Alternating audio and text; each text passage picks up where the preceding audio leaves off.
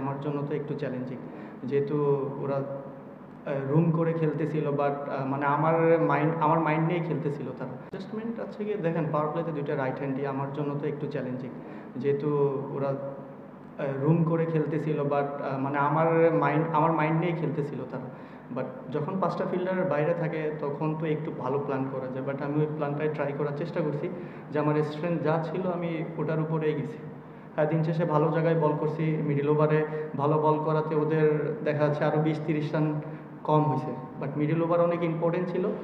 Basically যদি আপনি বলেন যে পাওয়ার প্লে ওরা যেভাবে ইউজ করছে, আসলে যে কোনো টিমের জন্য এটা মানে শুধু মানে ভালো স্টার্ট বলবো না, অসম বলা যায় এক্ষেত্রে, কারণ 6 ওভারে অলমোস্ট 80 রান বা সামথিং। তো ওইখান থেকে ব্যাক করা হয়েছে, এবং all credit goes to not only me, বলার সবাই ভালো বল করছে। আপনি যদি টু বি অনেস্ট আমারে কোশ্চেন করেন, কারণ সাইফুদ্দিন অন থাকে, রেগুলার না। তারপরে দেখা যাইতে যে যেদিনকার ব্যাটাররা ভালো করে সেদিনটা টেলরা ব্যাটিং পায় না, তো ইন্টারন্যাশনাল ম্যাচে দেখা যাচ্ছে টেলদের অনেক দিন পরে পরে ব্যাটিং করতে হয়। যদি আমরা উপর থেকে অনেক ক্লাবস করি সেক্ষেত্রে হয়তো বা তাদেরকে আগায় নামতে হয়। তাই আমি বলবো এই জায়গা অনেক দিন পরে সাইফুদ্দিন এসে ইনিংসটা খেলছে আউটস্ট্যান্ডিং, বাট ওই প্রেশার মোমেন্ট ওই দুইটা বাউন্ডারি আমাদের জন্য অনেক ইম্পর্টেন্ট ছিল। প্ল্যান দেখেন, সবাই সবার নিজস্ব প্ল্যান নিয়েই মাঠে আসে। আমার মনে হয় এই জায়গায় ভিডিও অ্যানালিস্ট আছে, প্রত্যেকটা বলার আছে, সবাই চিন্তা করে। বাট আপনি যদি চিন্তা করেন পাওয়ার প্লে এমন একটা জায়গা, তো এই জায়গা ভালো বল করা ডিফিকাল্ট, এবং এই টাইপ কন্ডিশনে আর কি। তো হ্যাঁ, বলাররা আমি বলবো যে কামব্যাক করছে, এটা এক্সেপশনাল, যে আসলে এরকম একটা স্টার্টের পরে বলাররা যাবার কামব্যাক করছে, এটা হ্যান্ড স্টপ টু বলার। এটা এক্সপেক্টিংয়ের বিষয় না। দেখেন, টি-20 খেলা, যে কোনো সময় মোমেন্টাম চেঞ্জ হইতে পারে।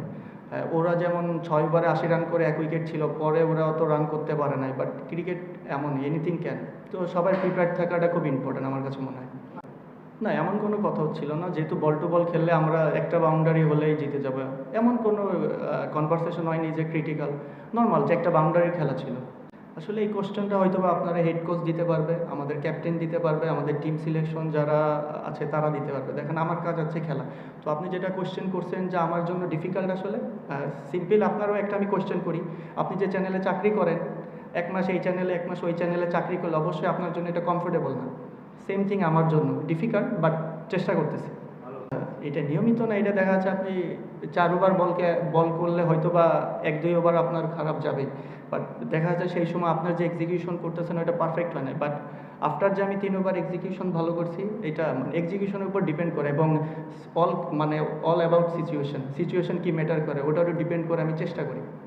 না, এটা আমার সাথে কখনো ডিসকাস করেনি, বাট আমার কাজ আছে খেলা। দেখেন, অ্যাজ এ প্লেয়ার হিসেবে প্রথমত বাংলাদেশ টিমে খেলা একটা গর্বের বিষয়, প্রাইডের বিষয়। তো সেটা আমি 10 ম্যাচ পরে খেলি আর রেগুলার খেলি, এটাই ইম্পর্টেন্ট।